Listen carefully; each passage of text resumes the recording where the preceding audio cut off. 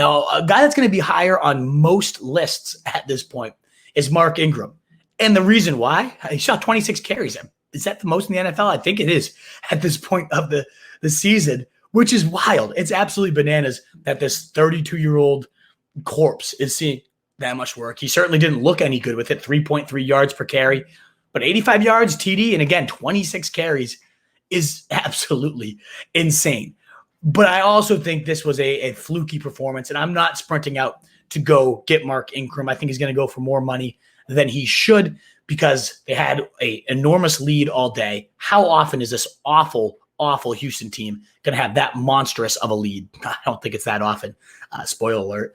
And so I think when they get from behind, it's going to be Burkhead, maybe Phillip Lindsay, and David Johnson, Phillip Lindsay. They were all involved too. Yeah, Ingram had that many carries, but these guys were sneaking in, moving all over in motion.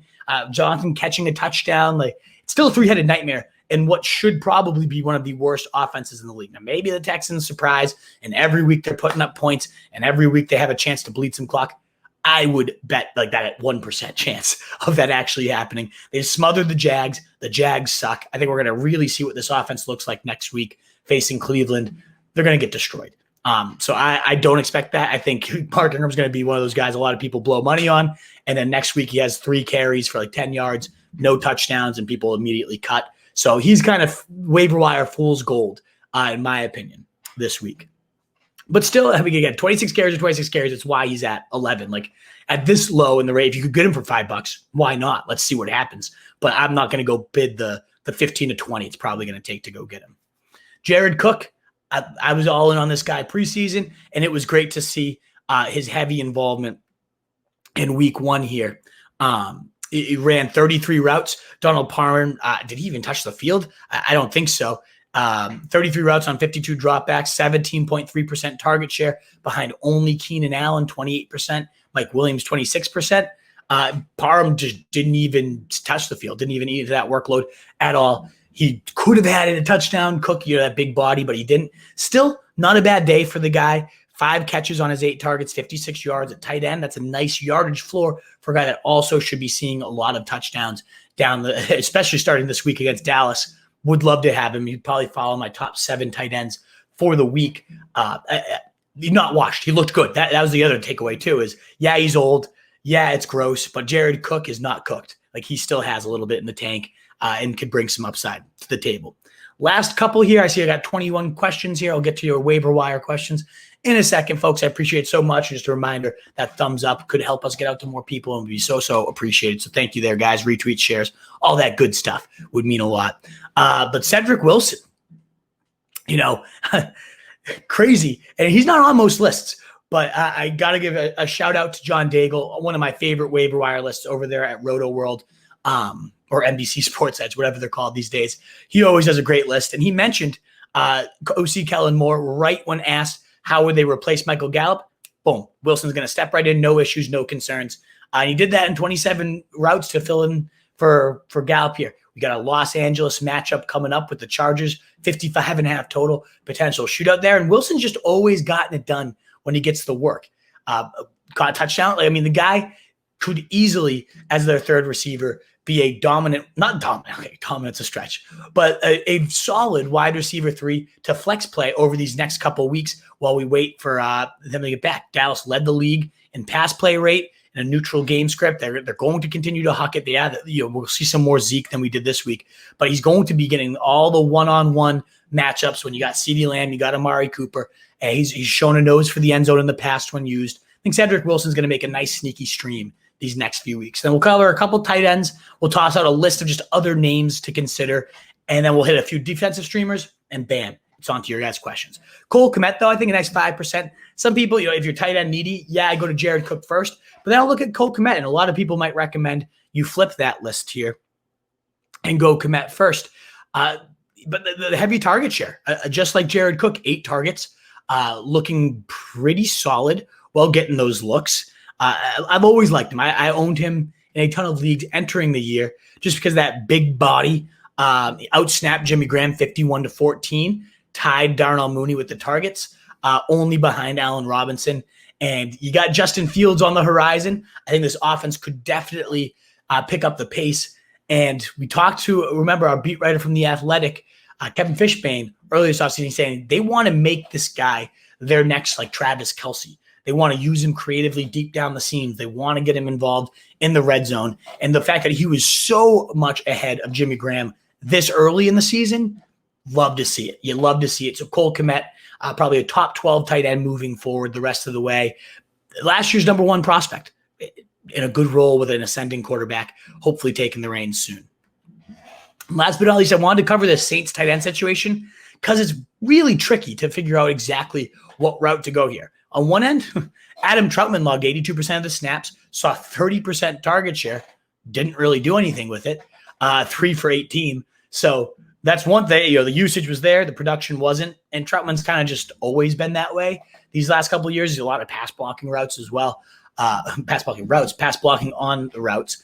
That being said, Juwan Johnson had 3 targets, 2 of them went into touchdowns, only ran 10 routes. But that was the rub all camp, is they're saying Juwan Johnson's the real receiving tight end here. He's the one that's most likely to replace that Jared Cook role. And he's also kind of eligible as a wide receiver and tight end on Yahoo.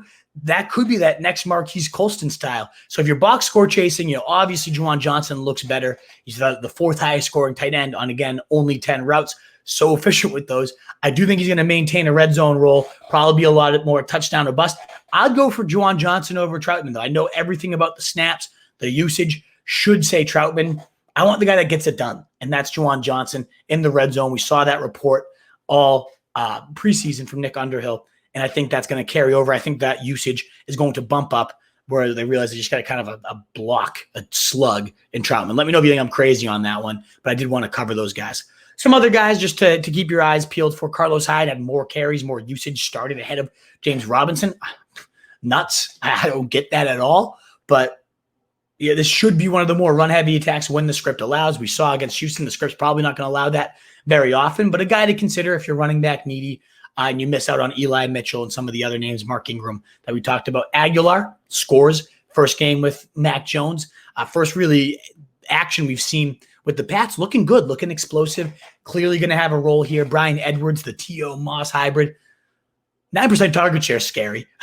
They just don't throw to wide receivers. Darren Waller, 19 targets in the game. And I don't see that really actually changing much. But we saw towards the end of the game, Edwards get his confidence up, bodying people up, timing anticipation throws. He really drove down and helped that Raiders offense get into the scoring zone for Carlson. Without him, they probably wouldn't have won that game. Maybe that could be a spark to his confidence, to his usage. I really liked what I saw from Bryan Edwards. Jalen Reagor also scoring, and more so, it's just Jalen Hurts also looking amazing. Any piece of this offense you can get. I love the talent coming into the league. Didn't show it much last year, but hey, maybe it just needed the right quarterback. Maybe he's had a year or two ascension. Nice guy to stash if you have some trash to cut and you want a wide receiver. Big Ben and Zach Wilson also out there for quarterbacks. Big Ben didn't do much. They didn't need to. It still won the game, so that's a little worrisome, but you got 3 of the best receivers in the league at your disposal. There will be some bigger days ahead. Zach Pascal also catching 2 touchdowns from Wentz. Kind of became the number 1 red zone guy. I don't know that that's going to continue. I think, but Pittman's still the better guy to own. But Pascal is a desperation streamer. If you're waiting, you lost Judy, you don't get either of the Broncos guys, worth considering. KJ Osborne also had 9 targets. I don't see that happening every week, but he looked speedy, made some high degree difficulty catches, worth tossing out there for the Vikings, an intriguing deep league sleeper. And last but not least, Taylor Heinicke, also worth considering as a potential pickup. We love Fitzmagic. One, because he's so damn good the last few years with Miami. 12 of his last 16 games are top 12, including 3 top 3 performances.